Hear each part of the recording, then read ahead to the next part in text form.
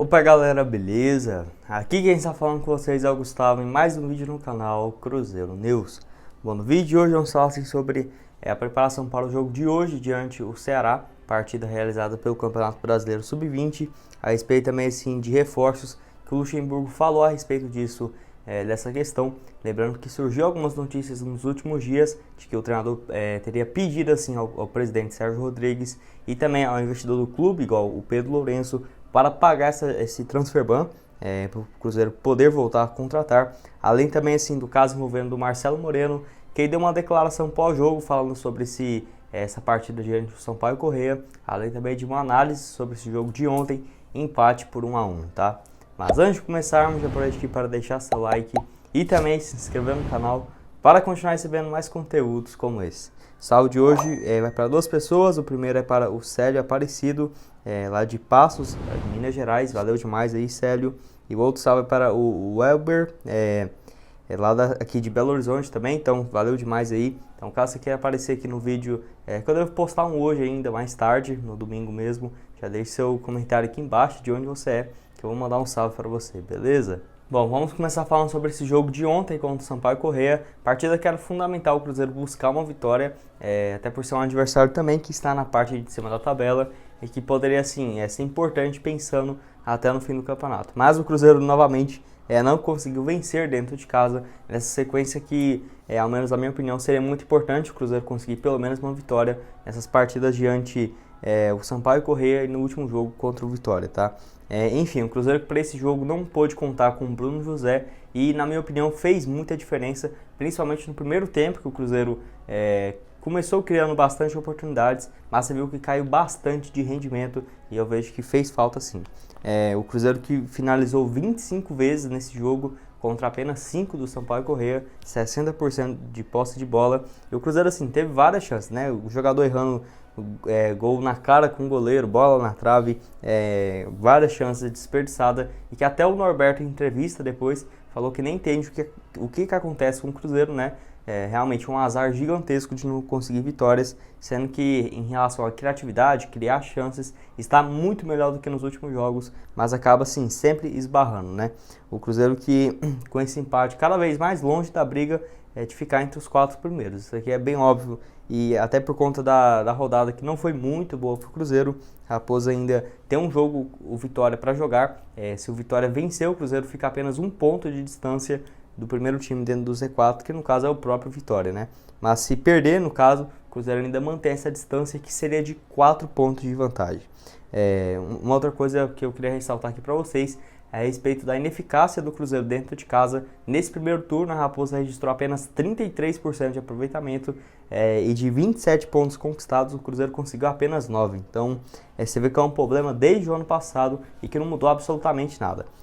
O Cruzeiro no ano passado, se tivesse um aproveitamento ali de 70%, 65% dentro de casa, teria conseguido acesso. Esse ano também é a mesma coisa. Se o Cruzeiro tivesse conseguido 19 dos 27 pontos disputados, mais 10 pontos na tabela, o Cruzeiro atualmente estaria em 7º lugar. Então, você vê que a pontuação dentro de casa é o que vem complicando o Cruzeiro, com apenas uma vitória até agora nesse primeiro turno dentro de casa, que foi justamente contra o Vasco, né?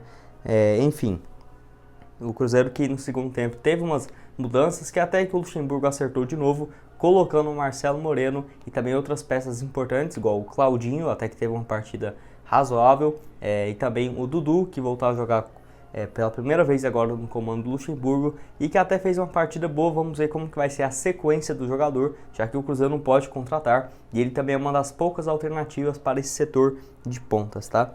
Inclusive, falando já sobre o Marcelo Moreno, que entrou, ele deu uma entrevista pós-jogo falando assim, a respeito desses problemas, que ele falou que ele tinha feito gol e tinha mandado um recado para o Luxemburgo, mas que não foi absolutamente nada disso, tá? Lembrando que o Marcelo Moreno iniciou a partida no banco de reservas para o Rafael Sobis, que eu acho que o Rafael Sobis não tem mais condição de ser o titular, e quando marcou o gol, aos 69 minutos, na segunda etapa no caso, ele olhou para o banco de reservas e falou para confiarem nele. E muitos associou pensando que era a respeito pro Luxemburgo e tudo mais. E mesmo que se fosse nele, eu não sei se teria grandes problemas assim não. Ainda mais sendo na hora do jogo e tudo mais. E claramente ele tinha olhado para os jogadores no banco de reservas. Quando foi perguntado, ele disse o seguinte, abre aspas, foi para os meus companheiros confiarem em mim. Sempre deixo tudo em campo e essa confiança do grupo todo é importante. Foi uma mensagem não para o Luxemburgo e sim para os meus companheiros, fecha aspas. Então você vê assim que dificilmente vai ter algum problema entre o Luxemburgo e o Marcelo Moreno, porque o treinador acabou de chegar aqui na Raposa e eu vejo também que é só uma questão de tempo até o Marcelo Moreno ser o titular. Não sei se vai manter o Rafael Sobis de meia, não acho uma boa. Melhor deixar o Marcinho e o Marcelo Moreno centralizado, e de pontas o Wellington Nem, e na direita o Bruno José, que é um ataque muito melhor, que passa bem mais credibilidade, ao menos para mim, tá?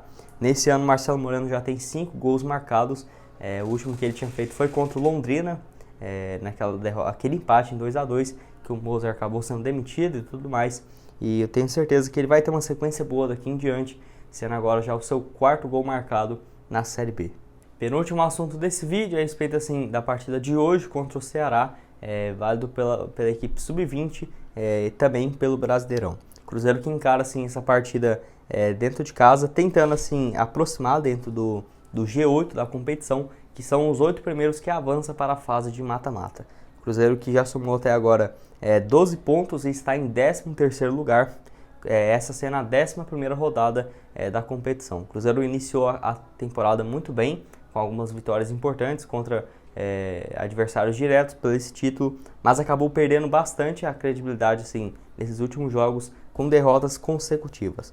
Mas até que está tranquilo em relação a uma pontuação para dentro do G4, ou do G8 no caso, faltando apenas 4 pontos, e uma vitória hoje seria extremamente importante.